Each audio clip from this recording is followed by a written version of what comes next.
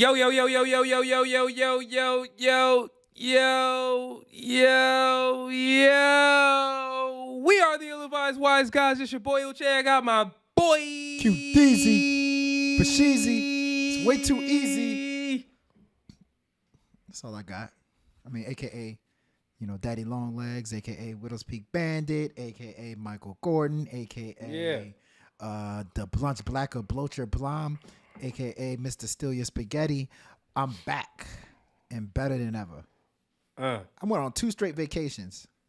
Two. You did. I was at the Warriors game, bro. I was at the Warriors game. Yeah, yes, sir. Let's I'm talk not even about a Warriors fan.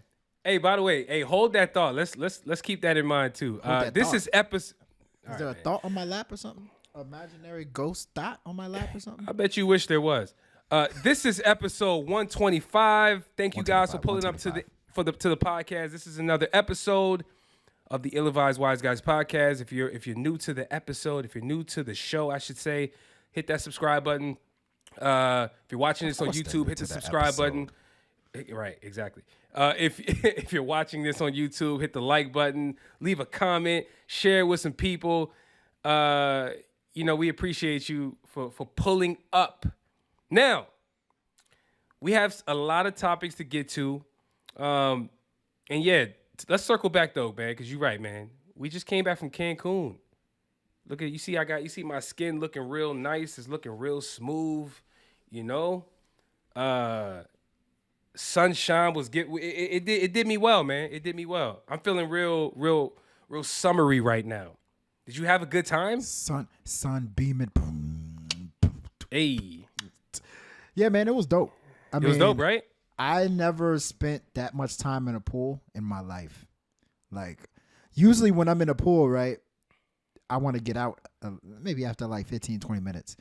I was spending like hours upon hours in the pool, getting drinks and stuff like that. That was a beautiful feeling. Like, I didn't have to think about anything while I was there. I mean, I didn't have to think about, ratings game, music. I didn't have to think about how bad Jack Harlow's album was. Like, there's nothing was in my mind at that moment. Yo, yeah. I'm mad it took you to Cancun to forget about Jack Harlow. I forgot about that album before we even went on that trip. I'm gonna be honest with you. I was disturbed, man. Like, that it's hard to get over something. Yo, that we never came on this show and talked about that album and how bad it was. And I'm kind of glad we didn't. Surprise! I might have went a little bit too far. Surprise! We made today, so we'll see. I got some stuff to get off my chest, man, about Jack Harlow that I've been waiting till I hit the microphone to actually do. But we're gonna do that in a little bit. Fligglum or hate. No. Yeah, man. Definitely hate. Definitely some hate speech is gonna be spewed. No such thing as White History Month, so. Oh, jeez. You don't got to hold back too much. White History Month is the Kentucky Derby, I think. Yo, what month is the Kentucky Derby happening, bro? It's actually May. It's actually, just passed? Oh, so White History Month might be May. There you go. Yo, let's do it, though, man. Hey, actually, you know what? No, tell me about that Warriors experience, though. I want to know how that game was. You went to the Warriors game, right? In San Fran. Warriors versus Mavs at San Fran. So, yeah. They love their Golden State Warriors in San Francisco. Everywhere you go, like, you see old ladies with San Francisco Golden State Warriors apparel. They got Go Warriors and buildings. Like, they really love their Golden State Warriors. I wish they loved the Wizards like they, I wish they loved the Wizards down here. But the only time you see Wizards is on construction workers. But it was cool. Like, I went to the game. I got a chance to like see Shaq and Chuck. They were doing their post-game, pre-game show. Mm-hmm. The environment there is completely different than, most basketball arenas I've been to. It's electric. The Warriors whooped ass that day, but it was still a very, very fun game. Very expensive, I will say. And I think I can cross out one of my bucket list items. Another bucket list item for me is, and Uch, you're going to have to be a part of this. What's up? You have to bring out the bank. Uh-oh. We got to see LeBron James when he comes to Washington. We got to see. He's almost like 2 years maybe 2 years, 3 years away from probably being, done with his prime, which he's crazy, still in his prime. But I don't think he's in his prime anymore. Might be 2-3 years, right? Fine. Yeah. We got to see him next year. I definitely want to see Bron play. I don't know if I want to wait till he play the Wizards, but listen, if that has to happen, we got to go to LA. Let's make it happen. Maybe next time we go to LA, we're gonna have to spend some bread, but we got to see LeBron play because I got a chance to check off Steph Curry, the great Steph Curry. Hey, I'll be honest though, I would love to see LeBron, but do we have to watch Russell Westbrook in the process? Because that might fuck it up. That might fuck the whole experience up for me, man. If he played anything like he played last year, I might want a refund, man. Actually, it might make it fun. The game might be close. It may never be a blowout if Russell Westbrook is in the game. But all in all, man, like it was a great experience. I got a chance to see Luka Doncic, a young Luka Doncic. So that was another thing that was dope. It's funny how honestly one of my biggest takeaways was what you guys don't see on the TV is how much they complain to the refs. Luka Doncic complain. He's one of my favorite players. I will say, I was like, yo, this guy's annoying. At a certain point about the second quarter, every single time, you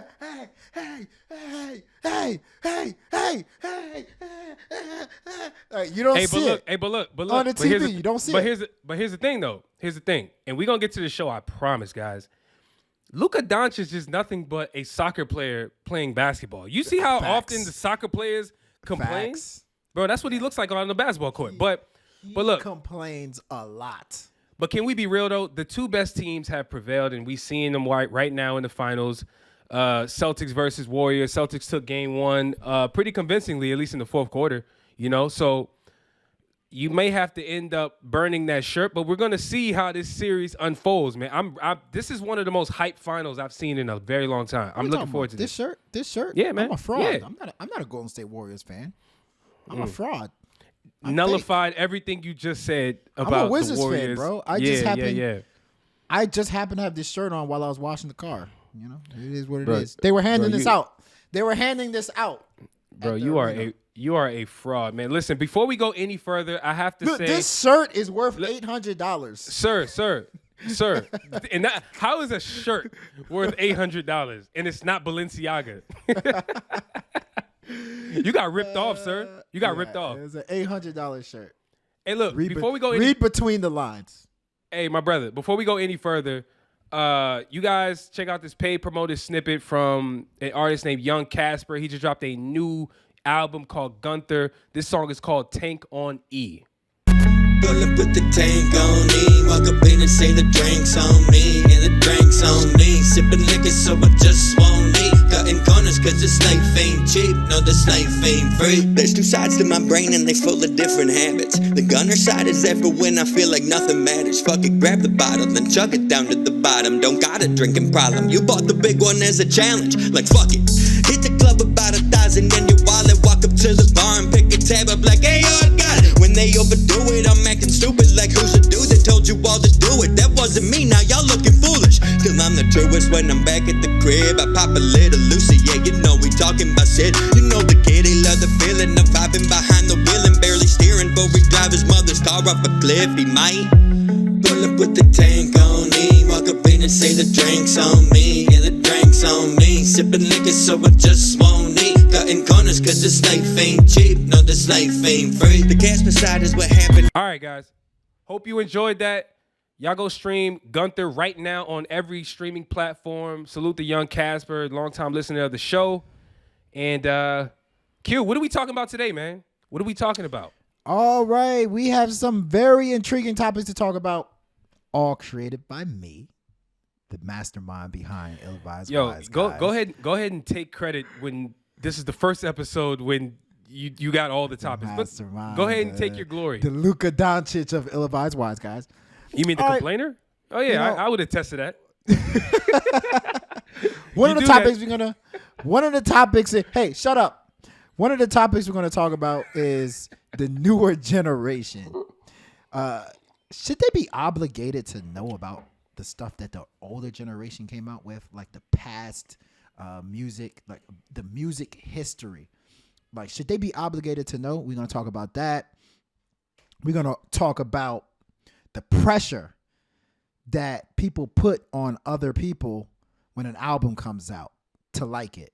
For instance, Kendrick Lamar dropped an album. Did you really like it, or did you have pressure to like it? We're going to talk about that. But the first topic we want to talk about is, you're going to do the whole thing, right?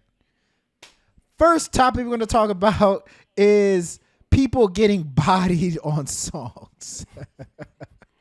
So I don't know how much you've been paying attention to Twitter these last couple of days, weeks, months, but there was a song called Churchill Downs, right? We tackled it a couple episodes ago.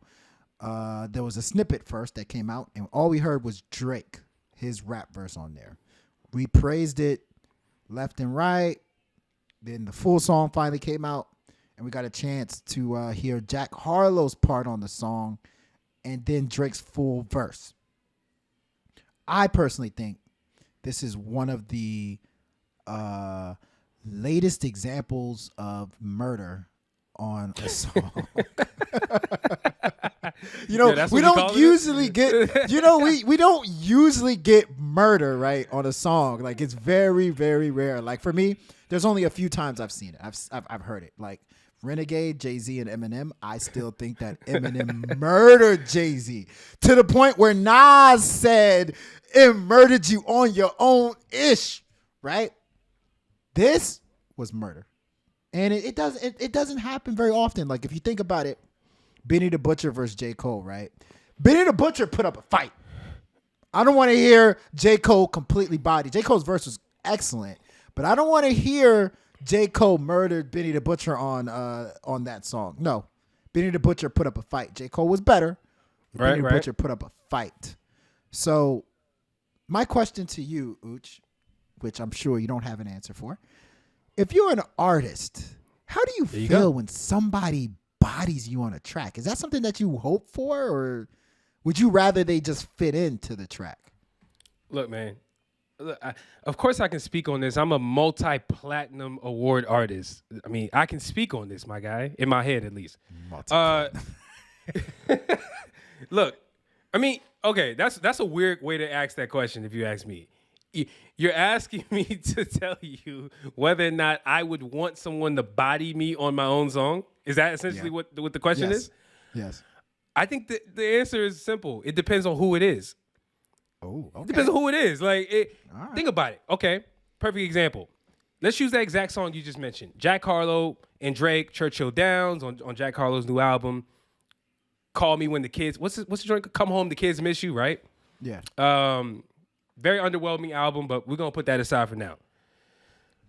Do you understand that if I'm Jack Harlow, I actually want Drake to put up a phenomenal performance to the point where people are discussing whether or not Drake bodied me on my own song. You know why? Because it gives me the feeling that Drake put his all, or at least he put real effort into this feature. If anything, that's the real win, is getting a performance from a feature that shows that they actually tried, right? Because think about how many features we've heard where people mailed their verses in. You know what I'm saying?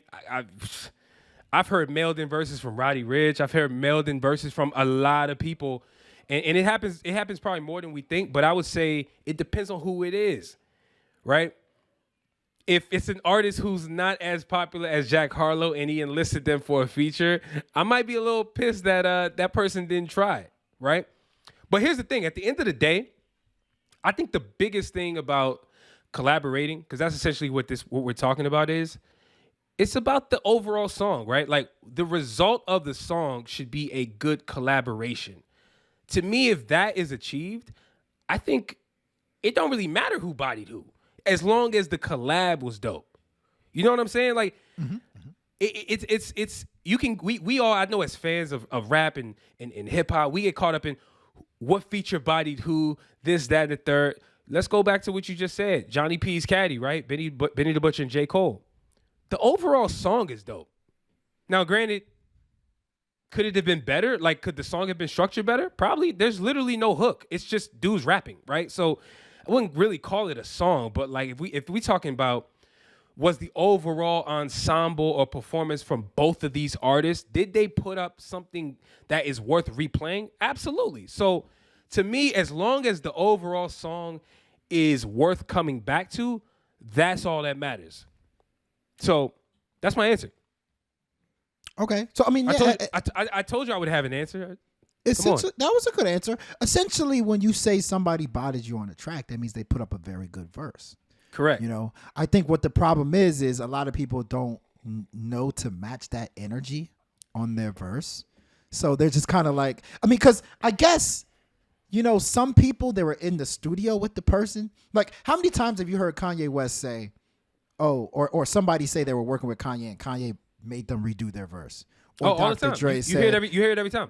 I heard Rick Ross say it. Mm-hmm. Kanye made he's told the story multiple times. He said Kanye made him redo the Devil in the New Dress verse like 3 times. Mm-hmm. I heard Nicki Minaj say Kanye made her redo Monster. Mm-hmm. And you think about it, right? Because the end product that we get are like legendary performances and moments and verses, and you're like, you don't even know anything about the backstory. So a lot of times, steel sharpening steel is actually a good thing for the overall song. Yeah.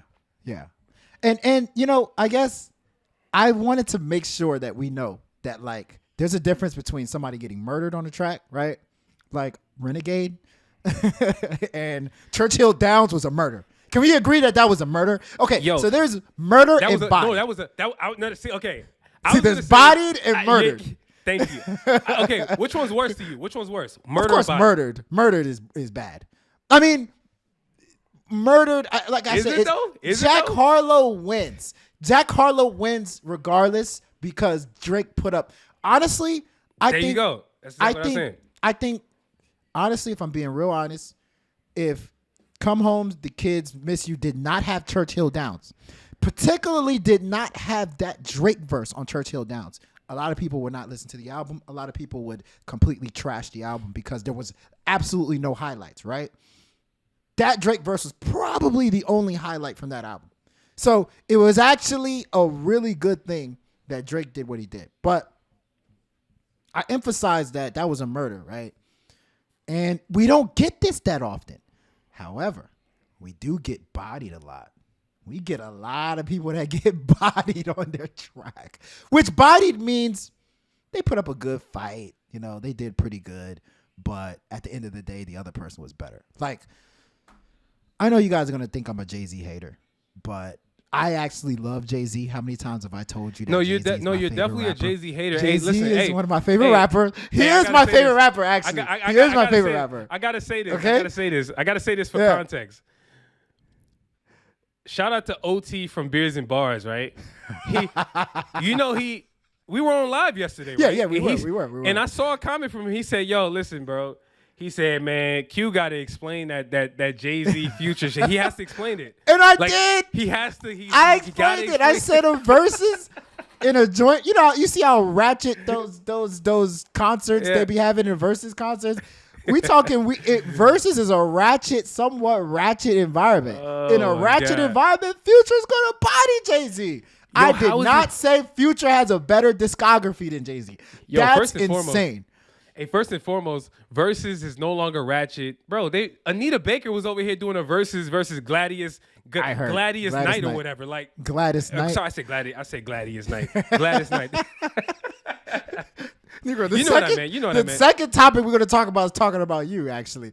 But but so what I was going to say was, you know, honestly, if we're being real, on Watch the Throne, Kanye bodied Jay-Z quite a bit.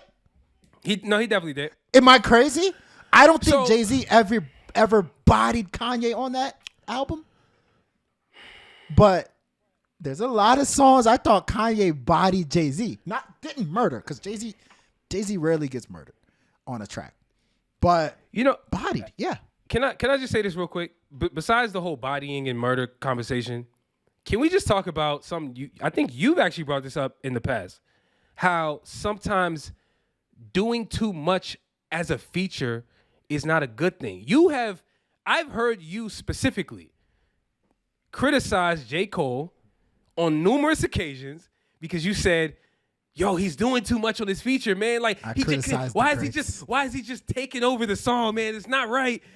He's doing too much for the. You've said that, right? I have. Right? Or am I misrepresenting you? No, I have. So what we consider a body, what we consider a murder, isn't always the best thing for the overall song. It's not. That needs to be stated. And I've said that. And I truly believe that. I mean, I think that personally, I'd rather you fit into the song. I'd rather you mesh with the song. You know what I mean? Like, for instance, I feel like Baby Keem is a new artist that does that really well. He meshes very well in the songs that he's featured on. He meshes too well. He meshes excellently well to the point where you think he's like a background singer or something. I rather that on an album because the body of work or whatever I'm trying to do, the song, I want it to just flow well, you know? Yeah. But you can't go wrong with, people putting up fantastic rap verses. That's really where it comes from.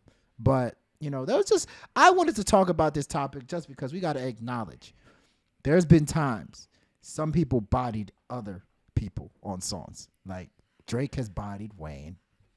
Nicki has bodied a bunch of different people. Bro, think about Nicki's latest performance, right? The last time we heard Nicki go crazy, right? Bodied big sometimes, So think about the last time we heard Nicki rap was when she featured on that Coi Leray Blick Blick. Like, I know nobody's gonna compare Coi Leray rapping to Nicki Minaj, right? She did very good though. I think so too. I think Coi Leray did a decent job, but like, let's be real. Like, what Nicki Minaj did, that's a body. Actually, that's a murder scene. Like, she no, not murder. No. Coi Leray did pretty good. She cleaned her up. What are you talking about? Okay. Let me ask you this. Go ahead. Who did would you say Cardi B bodied Nicki Minaj on Motorsport? Ooh. No, I would not say that. I would not say she bodied her. I would say... Oh, it was a good competition? I would actually say, and this is not being political, both of them verses were good. Okay. Both of them verses were good. Like, it's like, I know people want to put somebody against the other. Nobody did enough for me to be like, you clearly were better than her. Honestly, they both were good. I'm throwing some examples out here. Okay. Do you think, remember Stomp remix with Young Buck? With T.I., Young Buck, and Ludacris all on the same song? Yeah. Did Ludacris murder T.I. on that joint? I thought it's at least a body. He bodied him. Was that not the song where Ludacris was dissing T.I.? Yeah, on the song. Yeah. He murdered him. He actually... No, he really did, yo. He really, really... Yo, he got T.I. the fuck out of here, yo. Ooh, what about this one? Okay, no. Am I lying? Okay, this is a very controversial one. Okay, give it to me. Did Meek Mill body Rick Ross on I'm a Boss? Or did Rick Ross body Meek Mill? And then I'll be riding in my own way. So I'll put it like this. I think they actually both did good, actually. I'll put it like this. That's a good question. Because, remember, we were just talking about this. Mm-hmm. What I think is the best is different from my favorite. Personally, that Rick Ross verse is my favorite verse on that song. Like, I love the way he was like, cry when only babies die. Gotta cost 100. Like, I just like what he was doing on there, right? Yeah. But Meek Mill had the more iconic, like, quotes. Yeah. He had, like, when I think of that song, all I hear is Meek Mill. Okay. To be honest, and I hear the hook and I hear his verse. So I think his verses were more memorable, but I kind of prefer Ross a little bit on that song. But hey, see, that's me being objective. But I like it. All right, last one. Did DMX body Jay-Z on Money Cash Hoes? No. Dogs bite. Jigger. My all night. How about this? I think Jay-Z did pretty good. I'll throw it back at you. Good. What do you think? I think Jay-Z held his own on Money Cash Hoes. So no bodies. No bodies. Okay. No bodies. No yellow tape. If you think, look, throughout this, no yellow tape. Throughout this episode, I encourage you, man, just think, if you could just think of any song where it's two people and they're rapping competitively, just bring it up and I'll let you know if somebody got bodied. Let's do it throughout the. Hey, listen, Deal? I'm gonna call that yellow tape. Did they get yellow tape? Did they get yellow tape? Did they bring the yellow Exactly. tape out? Exactly. All right, Next topic.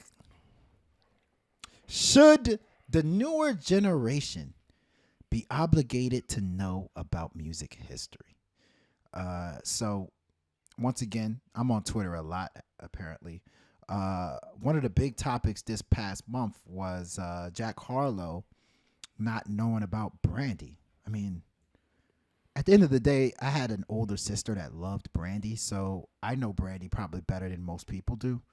And I knew about Ray J. I knew about Ray J when he was 14. Like, Right. I knew about Ray J, Let It Go. You need to let it go.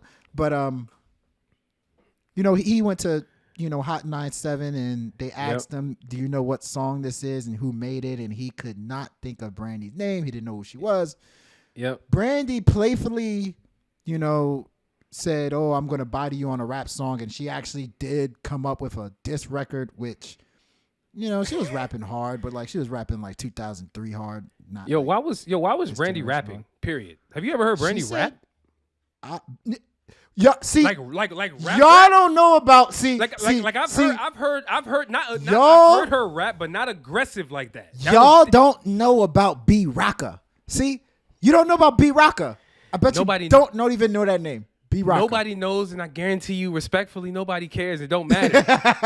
B Rocka was Brandy's alter ego that was aggressive and rapped hard. So B-Rocka. I wasn't surprised by what she did. Have you watched Moesha? Brother, Brandy was dating the thug. I'm aware. Q. Fredjo Star. Like, Fredjo Star. yeah, Brandy But was dating the thugs. hey, listen, can we just acknowledge that B Rocka sounds like a Street Fighter character? Like, it does. that sounds B like Rocka versus Saget. B Rocka. Hey, B Rocka might win every battle though. That's B-Rocka. a fire name. I'm not gonna lie. B Rocka by versus Dalzim. But anyway, so I mean, the way I looked at it, I don't know. I'm gonna start this off. Go ahead. The way I looked at it, Jack Harlow, I believe, is 24 years old. That means Jack Harlow was born in 1997 or 1998, right? He's white. Come on, let's just be real. He's white. And he's from Louisville, Kentucky. So Brandy, I believe, was in her prime around 1994, 95, 96. Probably was at the apex of her career like 1999. She had Moesha. She was in, I still cannot believe, I still don't know what I did for summer, whatever, that slasher movie. So Brandy had her prime when Jack Harlow was 1 year old. Yeah. So how is he supposed to know about Brandy? By the time he was 6 years old, Brandy was already like, kind of done. I mean, maybe he watched Brandy on America's Got Talent, but I don't know. I feel like that's not fair. It's not fair because it would require Jack Harlow to go back in time and actually find some knowledge about somebody that maybe he didn't care about. Maybe he just didn't know. Yeah. No, look, here's how I really feel about this situation. Yo. Let's take a quick break from the show. Here's this episode's paid promoter snippet.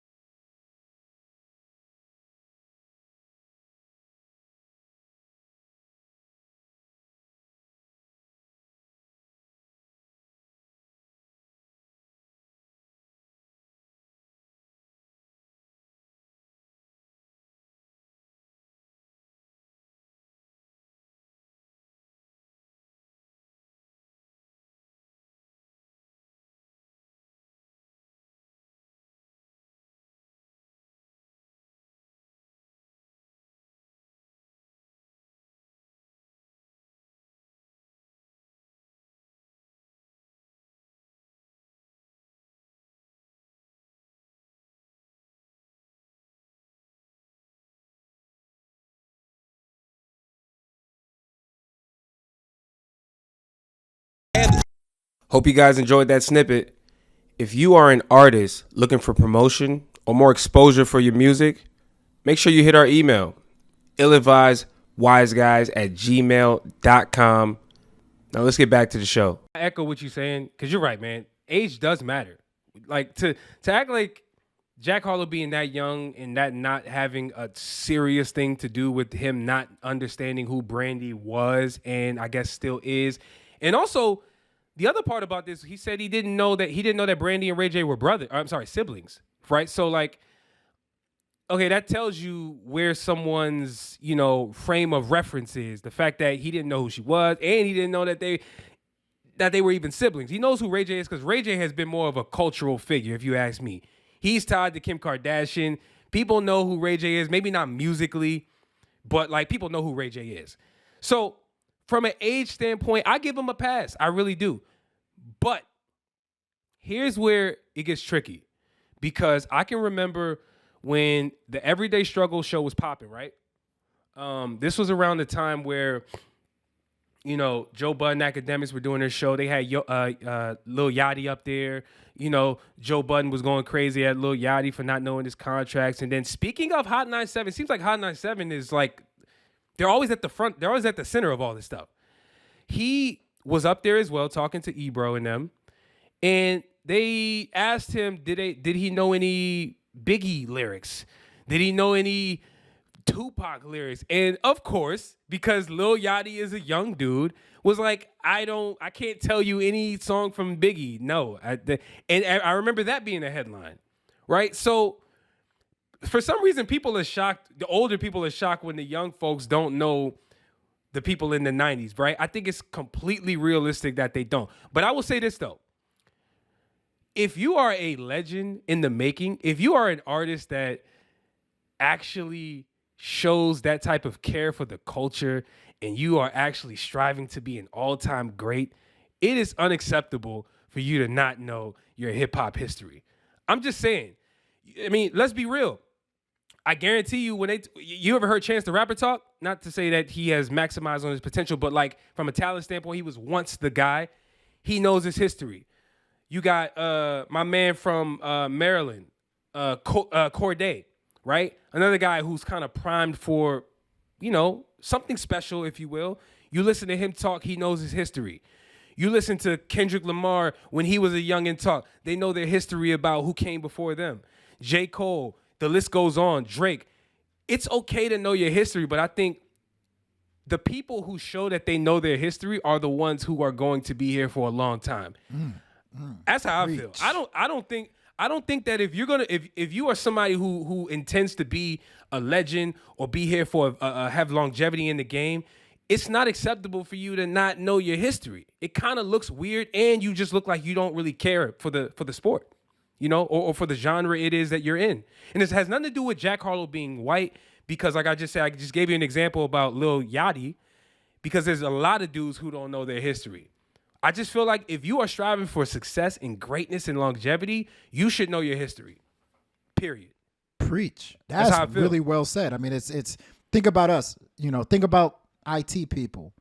I mean, you may be working with modern tools and applications, but if you're somebody to know C++, or if you're somebody that knows about Windows 95, it only helps. I mean, I still use some DOS commands. I know I'm going deep in the weeds, but I do too. Sometimes I got to do some scripting, right? I still use some DOS commands. I still know about HTML from school. Bro, I still know about JavaScript, .NET technology, .NET and stuff like C-sharp, that. all the stuff I used to do back in the day. Yeah, and I'm sure, presidents and historians and politicians, they still have to know about their history also. But at the same time, is Brandy someone you should know about? Well, that's what's the cutoff? Question. At this point, what's the cutoff? I personally think Brandy's a legend. Brandy is one of the few people that I think what you hear today in R&B would not be what it is if it wasn't for Brandy. Brandy had a sound. She's part of that. She was part of. She's part of that sound. I know a lot of people are going to call me crazy. Brandy, Aaliyah, they each had sounds that you see in R&B today. Like Kehlani, if you love Kehlani's music, that's Brandy. a good chunk of Brandy is in it. So I understand. I mean, I love music, so like I can kind of hear that. I see it. But I mean, let's be real. The older generation who are huge hypocrites, let's put ourselves, I don't know where we are. We're probably like we're in the middle. We're in the middle. I still listen to Lil Uzi Vert, but I still love me some Jay-Z and Nas. Let's be real. If I ask Jay-Z, Jay-Z probably knows. But a lot of the older generation, tell me a cool G rap song. Tell me a Rakim song. I bet you they would know. Tell me. I think they do. I know, like I said, Jay-Z, once again, the greats. The greats know. And you the see, that's why. Greats know. But see, that was my point, right? Like, it to me, not knowing, and this is across the board. This has nothing to do with music. You brought up the technology example. That holds true. I don't care. You go any place in this planet, talk about any discipline, whether it's from farming to being a weatherman to wanting for politics to, I don't care, being a father, doing anything. You name the occupation. I guarantee you part of being great is knowing the history of that discipline, knowing what people have done before you so that you can learn from that and build on that and become a better you and kind of change the landscape, right? So to me, like I said, not knowing your history is more of an indictment on that person. It kind of lets me know that, like, damn, how far do you feel like taking this? Like, how far you want to go with this? You don't even know your history? Okay. That's not a good sign, you know? So let's end it like this. Should Jack Harlow have known who Brandy was? What do you think? Should he have known who she was? Should he? No. I don't think there's any conceivable reason that I can say he should have known who Brandy was. Brandy is significantly more older than he was. When Brandy was popping, she was on TV. This is before his time. Brandy hasn't been relevant in music and in pop culture for probably 15 plus years. Why would Jack Harlow know who she is? That's the real question. Why would he know who she is? Because Ray J. You got to know. Oh, at least do your research on Ray J. My God, Ray J is a legend. I think he know who Ray J is, though. Of course, everybody knows Ray J. Everybody know who Ray J which is insane. Growing up, it was the complete opposite. It was like, oh, hold on, that's Brandy's little brother. That's Brandy's Remember, even brother. Lil Kim said it. Wait a Brandy's minute, brother. Ain't that Brandy's brother? It's now flipped. Hold on, isn't that Ray J's sister? Wow, That's facts. No, you're right. That's insane. Seriously, that's insane. But you know what, though, man? Sometimes that happens, though, among siblings. Think about, like, Serena and Venus. Bro, Venus was the one in the beginning. True. And then it was like, oh, she has a sister named Serena. True. She's good, too. And then to see what Serena has done and flip that whole dynamic in the family, and now everyone's like, oh, yeah, aren't you Serena's sister? Whoa, like, hey, congratulations. Isn't that insane? People forget that Venus was once the person, you know? She was once sought it after. I swear, even when first time I saw Steph Curry, I said, isn't that Dell Curry's son? Wow. The hell is Dell Curry's son doing in the NBA, and why does he look so light skinned and small? But so I thought it was interesting. I mean, I'm curious to see what you guys think about that. I mean, I'm very curious. Yo, let me kick off the next one. The next one if you don't mind. I want to make sure you get this in. Next topic. This one is for a few people out there, primarily. You know what, Q? I'm gonna let you give the backstory, but I will kick this off. So, like I said, is there peer pressure among fans to like an artist or a particular album? Now, you know, obviously we were talking behind the scenes prior to the show starting, but like if you think about it, that question is pretty general, and I think that a lot of people can probably relate to this because we've all come across a friend, a colleague, someone down the street, someone online who tried to make you believe that an album or an artist is better or worse, right? Because it's not just it ain't just a positive. Better or worse than you actually believe. And so, you know, there's pressure in the atmosphere at all times for people to try to get you to like what they like or not like what they don't like. And so, You know, how real is that, Q? Like, how do you feel like that actually plays out, like in the real world? Do you feel like that's a real thing, or are we just making this concept up of peer pressure? Very real. Very real. Very similar to the topic that we were just talking about, right? The older generation and newer generation. Mm-hmm. You know, if you're in IT, right? Or if you, let's talk about food. Let's talk about food. There's sometimes people may tell you this is the best restaurant in the world, right? And you eat the food and it's all right. You actually try your hardest to convince yourself, maybe I didn't order the right thing on the menu. You know, maybe I brushed my teeth too hard and I can't really taste the food like I wanted to taste it. I'm going to give it another chance. But if you go to McDonald's right now and the burger you get is bad, you're going to not say, I suspected it. It's not good. I mean, there's so many people in the world that like McDonald's but don't want to admit that they like McDonald's. But they'll be so quick to tell you, oh my God, Brazilian steakhouse is amazing. You should go there. I ate a few things here and there, but it's amazing. There's so many people that say, oh, you know, Chipotle is all right, but then they'll praise, you know, the Parks jerk chicken or something like that. I still think that goes on. I think that goes on with a bunch of stuff, including music. I think there's a lot of people that will say like, oh, Lil Yachty's album is trash. It sucks. I knew it. But you didn't really listen to it hard enough. But then you'll say something like Certified Lover Boy. This is just examples. Certified Lover Boy. You know, the first listen, I didn't really like it, but I'm going to keep giving it more and more listens. So the reason I wanted to talk about this is because there's a very special person in my family that I was talking to the other day that said they do not like Kendrick Lamar's new album. And if you said that outside, look, this is how crazy it was. My dad said, wait a second. My dad is not a hip hop fan. My dad is old. My dad, you know, he listens to, if you ask him about Kofi Olomide, okay, yeah, sure. He can write a whole review on that. Kendrick Lamar, he interjected and said, really? Kendrick Lamar's album is like, is on the news. It's winning Pulitzer prizes. And you mean you don't like it? And they said, yeah, you know, I feel like the songs were not necessarily enjoyable.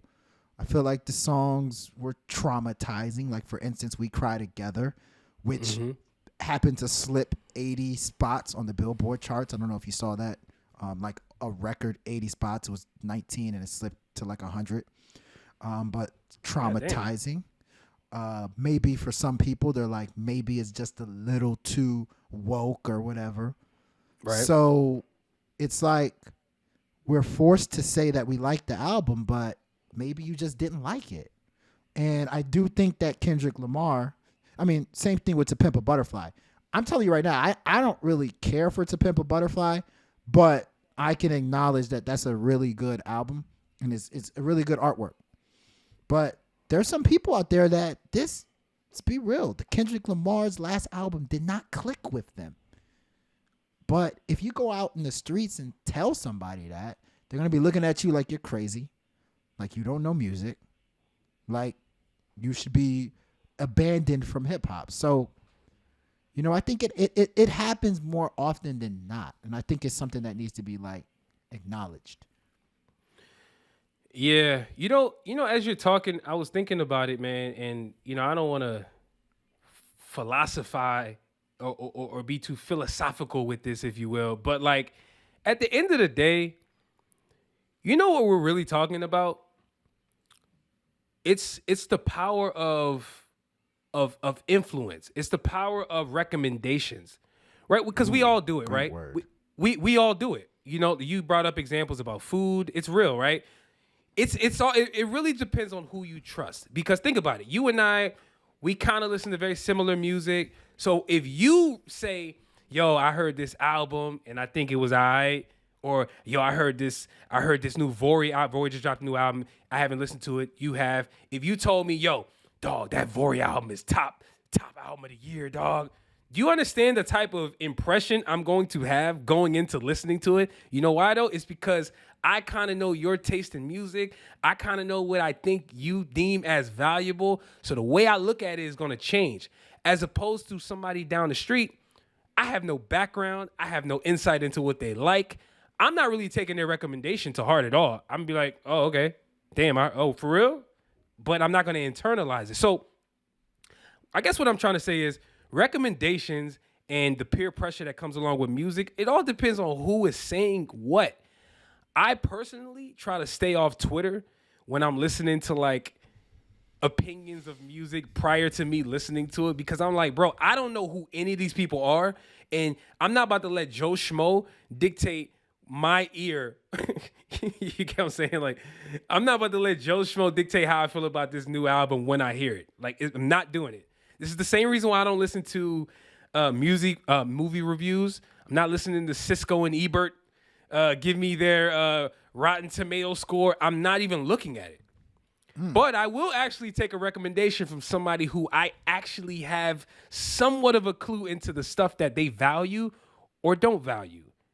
And I think that like that may be where peer pressure can be a good thing versus where it may be, you know, a little bit useless, if you will. You get what I'm saying? Like, yeah, for sure. I mean, I think, but well, let me ask you this: is that a good thing? I mean, is this where music should be, like recommendation based? Like, if you like something, or should we as music fans be more open to music? Different types of music. But to be honest with you, I think all of this is inevitable. None of it. Everything is based on recommendation. Think about it. Somebody can listen to this podcast and be like, yo, I really like this show, man, bro. You got to check this out. Everything spreads off word of mouth. That's literally inescapable. There's no way around that. I guess to me, when it gets bad is when people start overdoing it on social media and start trolling with how they feel about something, even though it's not really their true opinion. To me, that's when the peer pressure becomes a little problematic. But just somebody you know or somebody who you run across and saying, yo, I don't really like the album. Cool, that's their opinion. You know what I'm saying? Like, opinions are opinions. Like, I can't change someone from if they don't like the Kendrick Lamar, Mr. Morale, and the Big Steppers album, I can't change their opinion if they don't like it. But I mean, they don't like it. But hype is real, though. Hype is real. Like, you know, I think, you know, and let's be real, it goes both ways sometimes, right? Sometimes somebody can tell you, like I was mentioning, sometimes somebody can tell you that this is trash, right? And you automatically listen to it. Like, for instance, Coi Leray. I think she's the one that was on the worst end of that. That's a good example. I wish people actually listen to the album. It's actually pretty good. But you hear that it's Coi Leray and you just don't want to listen to it. But do you see how peer pressure, the narrative that goes along with, and look, you know, hey, at the end of the day, before I even say that album might really be bad. That's true. We could turn around in 6 months and be like, yo, hey, for real, like, I don't really feel that way I felt when I thought it was pretty decent. And you could change your mind completely. So, right? Then let's put it on the table. Let's get ill-advised. Let's do it. What are some albums that you can just think of real quick on the top of your head where people have critically acclaimed, said this is a great album, and you disagreed? I can already give you one that for you, Megan Thee Stallion. Megan Thee Stallion's album is her. I forgot which album it was, but that was critically acclaimed. A lot of you talking about Good News? Good. Good News, the last one? Good News. Right. But I know you said that you really wasn't feeling it. I mean, it was trash. It was a trash album. Yo, I'm just calling it what it is. It was trash. Hey man, look. Yo, you know, honestly, there's one that you always say that pisses me off.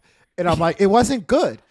The album About Nothing by Wale. I'm like, you're like, dog, this is a classic album. I listen to it. I'm like, dog, I don't hear it. I don't know.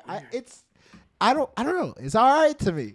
I don't think it's that great. You're tripping, man. What else? Man. There's a bunch of albums that I'm like, dog, there's so many, man. Great, bro. Like, you know one that came out more recently, that's very polarizing is, let's just say, Donda. Think about how many people, when Donda came out, after were like, yo, this album is garbage, yo. What the fuck? Like, this album sucks. Who the hell thinks this album is good? And I'm like, bro, do y'all have ears? Are you not listening shocked. to this masterpiece of a kidding me? product? What are you talking about? I think they were thinking too high. Like, they were thinking like, yo, he's about to make Graduation, when in actuality it was something that was not as good as Graduation, but very good. Yo, that's the most frustrating thing about people.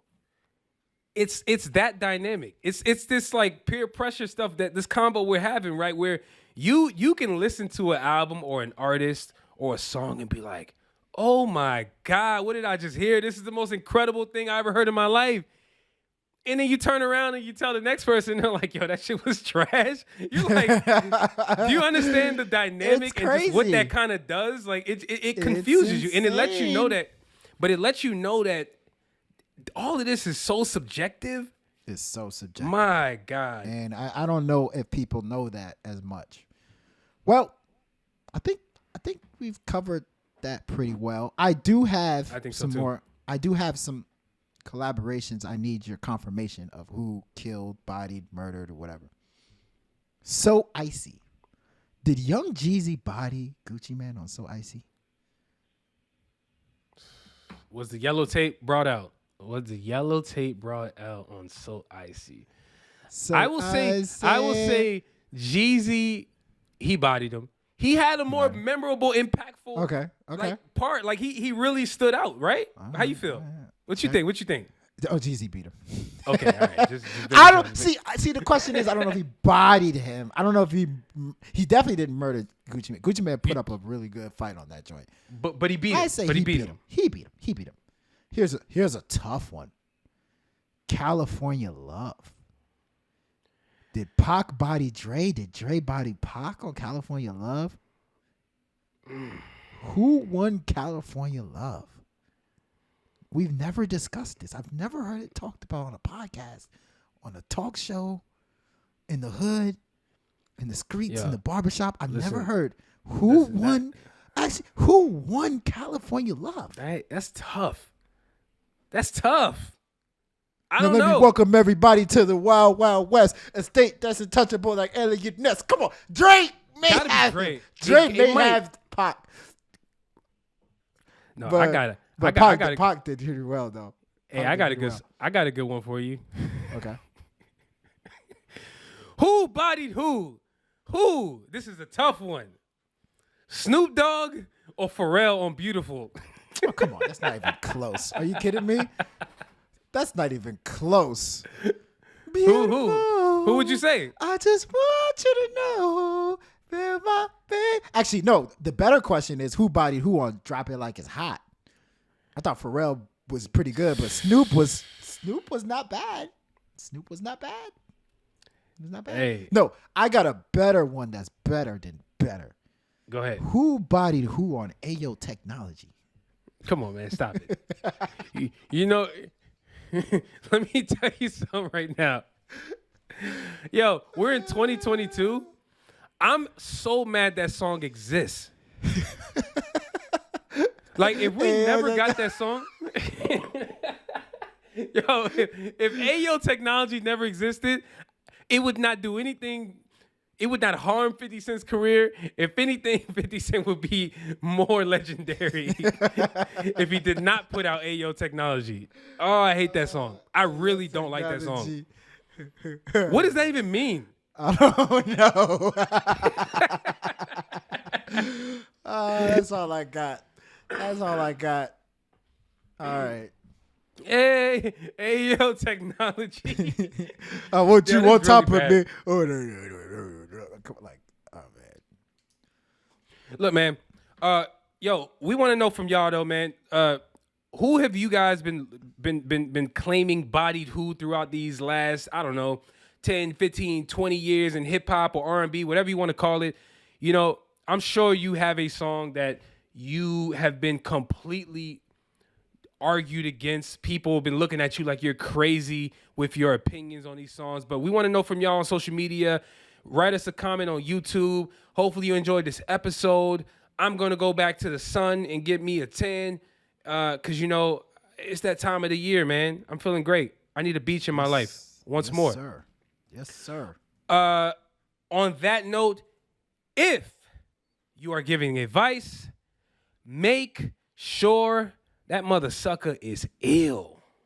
Yes, sir.